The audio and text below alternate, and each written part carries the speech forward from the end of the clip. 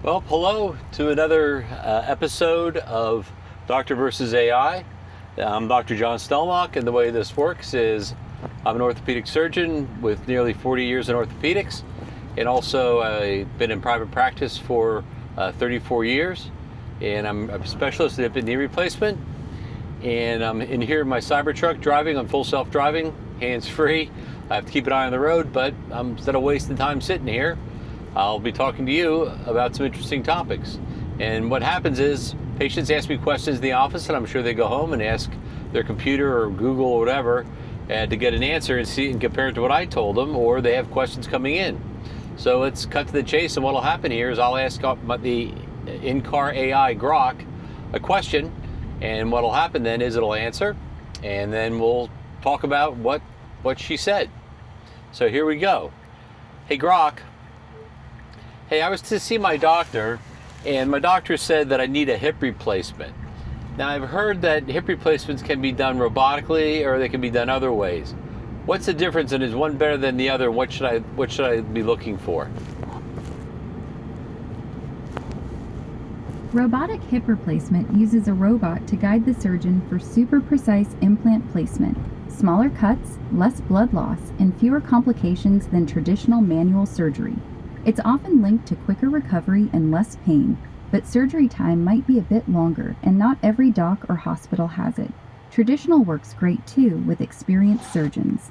Look for a surgeon with lots of hip replacements under their belt, high success rates, and ask about their robotic experience if you're going that route. So is it better than by hand, or is it better to have the robot?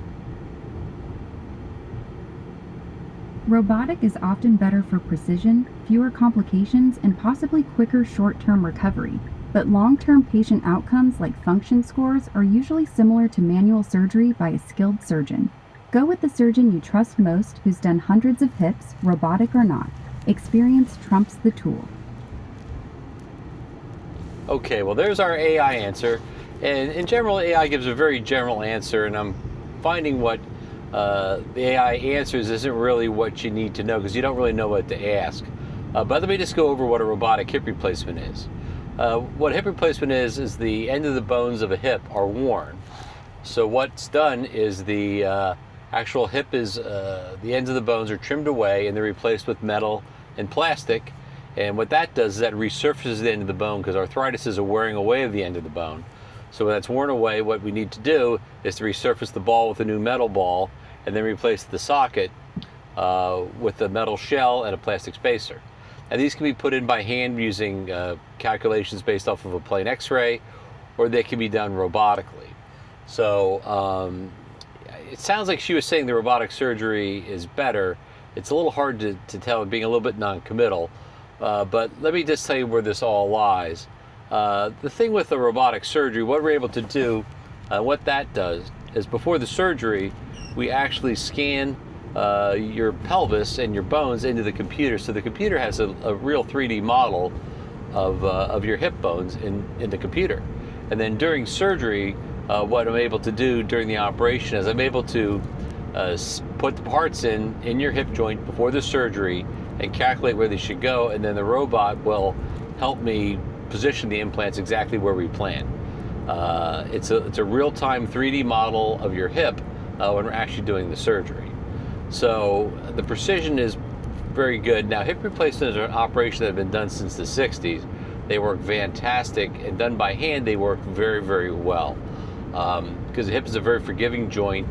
The hip, unlike the knee, is a lot of muscles that hold it together. The knee is a lot of ligaments, and muscles are much more tolerant of things than ligaments. Ligaments don't like to be injured, and anybody sprained an ankle or anything like that, you know how much that can hurt.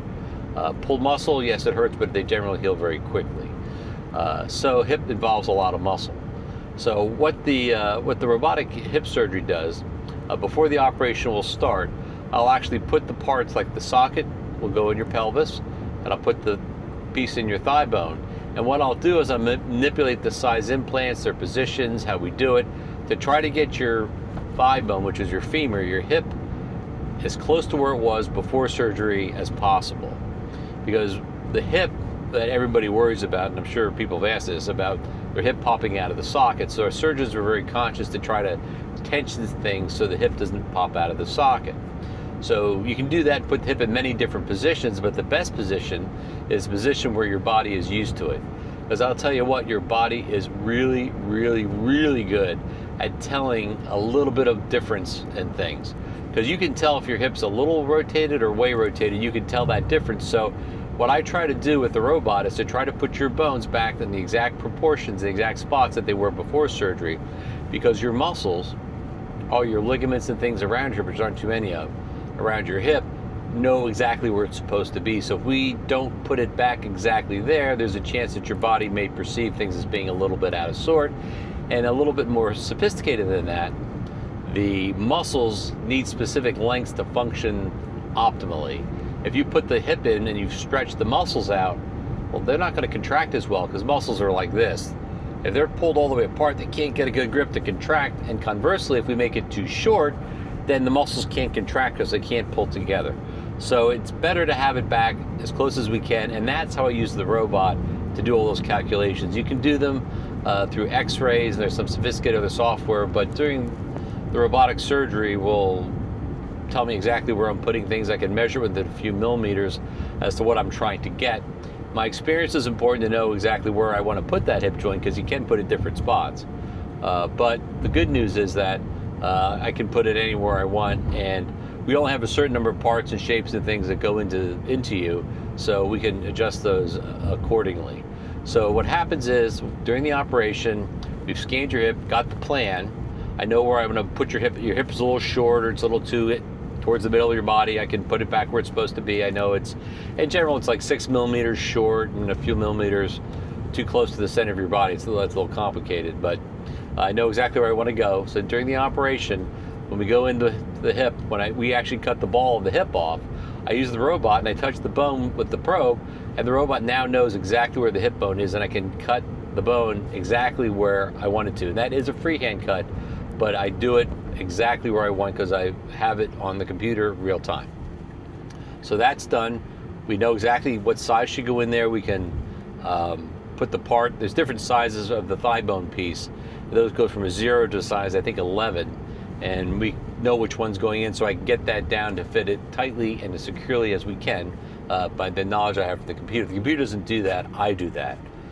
Then what happens on the socket part, it's a ball in a socket, and when we replace the socket, what we do is we actually go in there and what they call register. I touch the bone with the probe, and the computer sees all that, knows exactly where the bone is.